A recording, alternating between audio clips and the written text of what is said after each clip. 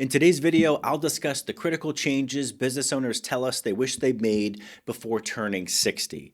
Throughout our years as certified financial planners and exit planning advisors, we've had countless conversations with business owners who've shared their hard-earned lessons about retirement. And that's exactly why in today's video, we're going to share those common pitfalls that can delay your retirement and how to fix them. So let's dive in. The first change I want to talk about is getting a professional business valuation. Now, these can cost some money, but if you're a business and you're thinking about selling within the next 5 years or less, it's worth the investment. Most business owners I meet have a number in their head of what they think their business is worth, or they had a friend who sold and they compare themselves to them. But here's the truth. Over 80% of them are way off, sometimes by millions of dollars. I worked with a manufacturing company owner, we can just call him John. He was sure his business was worth at least $5 million based on his yearly sales and good client relationships. But when we brought in a valuation expert, the actual business value was only $2.7 million. Now, why was the value cut in half? Because John had created what buyers call key person risk. He handled all of the relationships with major clients himself, making the business worth much less without him. Business owners who got a professional valuation at age 60 had time to fix problems like this. They learned exactly what made their business worth more or less. Then they had several years to make changes that helped them sell for a much better price later on. But the true value of your business depends on something that happens long before you even think about selling. The second change business owners wish they made earlier is building wealth outside of their business. I see this all the time. Business owners who put almost every dollar back into growing their company for decades. And listen, I agree you should do this. Reinvesting in your business will usually get you a much higher return than investing in the stock market. But there comes a time when you should start taking some of your free cash flow and putting it into savings and investments for retirement. Your business might be worth $3 million, $5 million, or even $10 million. But if you have almost nothing saved outside of it, you're taking on a big risk. So start thinking about putting some of your money into other assets that don't depend on how your business performs. Let's take Jack, for example. He owned a construction company worth about $3.1 million, but when we looked at his personal finances, he had less than $300,000 in retirement accounts and investments. He told me, I always thought my business was my best investment. And for growth, it certainly was. But now that I want to sell, I realize I've put all my eggs in one basket. What Jack didn't think about was how this would hurt him when selling. When buyers could tell he really needed to sell because he needed the money to retire, they offered him less. And he ended up taking a deal that was 15% below what his company was actually worth because he couldn't afford to walk away. Business owners who started saving outside of their business at 60 tell me they not only felt more financially secure, they also had more power during sales conversations. They could truly walk away from bad deals because they weren't desperate for the money. But even with money saved outside of your business, there's another big issue that can eat up your retirement savings. And so the third change business owners wish they made earlier was planning for taxes before selling their business. This is where things can get really expensive if you don't plan ahead. I've seen business owners lose millions of dollars because they didn't think about taxes before selling. So let's take Robert, who owned a manufacturing business. He built it over 40 years, and when a competitor offered him $4.5 million at age 68, he was completely thrilled.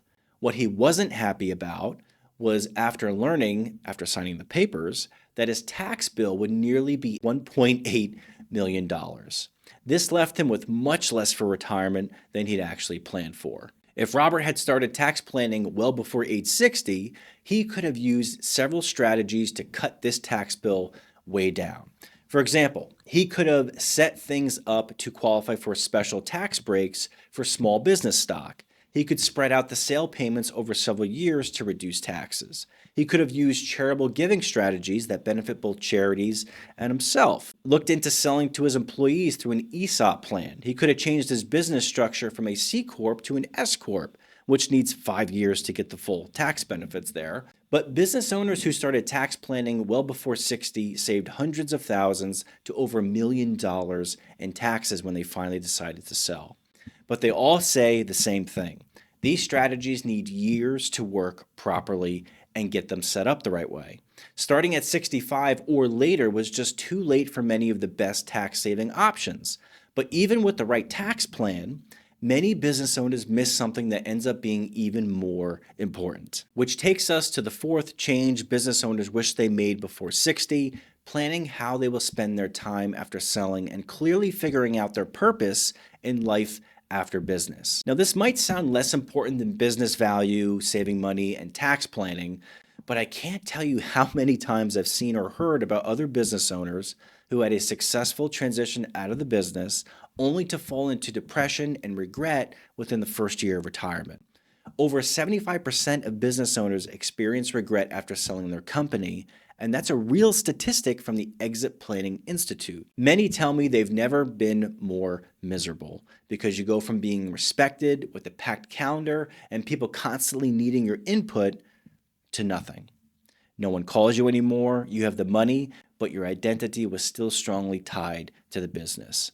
Business owners who handled this transition well tell me they wish they'd started figuring out life beyond their business well before the age of 60. They suggest finding hobbies and interests outside of work, making friends who aren't connected to their business, exploring what else you might want to do, like mentoring, teaching, joining boards, slowly reducing your day-to-day involvement in running the company, setting meaningful goals for life after selling. The business owners who were happiest after selling started this work years before actually selling their business, not weeks or months. They tested different activities by taking longer vacations, built new relationships, and slowly shifted their sense of purpose away from the business while they still owned it. But there's one final change that business owners say is their biggest regret. Which brings us to the final change, which is the most emotionally important change business owners wish they made before 60, and that's creating a family communication plan about their business exit. I've seen amazing business success stories turn into family fights and damaged relationships because this critical step was overlooked. So let's look at Sam, who built a successful HVAC company and sold it for $3 million. He'd done everything right financially, got a valuation, saved outside the business, and planned for taxes, but he never clearly told his family what he planned to do.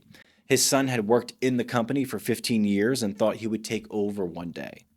But his daughter, who didn't work in the business, felt her brother got more attention and opportunities throughout their lives. When Sam sold to an outside buyer, it created tension in the family that wasn't healed years later. Business owners who handled this well tell me they wish they'd started at 60 or well before 60 with family meetings to talk about everyone's hopes and expectations for the business, clear conversations about who or wouldn't take over, getting professional help for difficult family discussions, written plans for how business assets would be shared, strategies to create fair, not necessarily equal, outcomes for all the family members. And those who made this change early found that it not only kept their family together, but often revealed options that they've never thought of.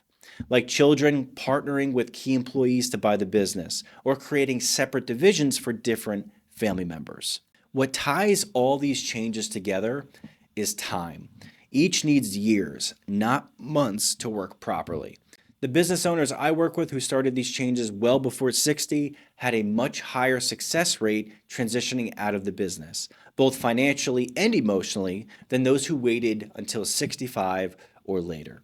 So if you'd like to get a free assessment of how ready you are for a transition, click the link below and set up a call. My firm can help you start the planning process and protect your life's work. I'll see you in the next one.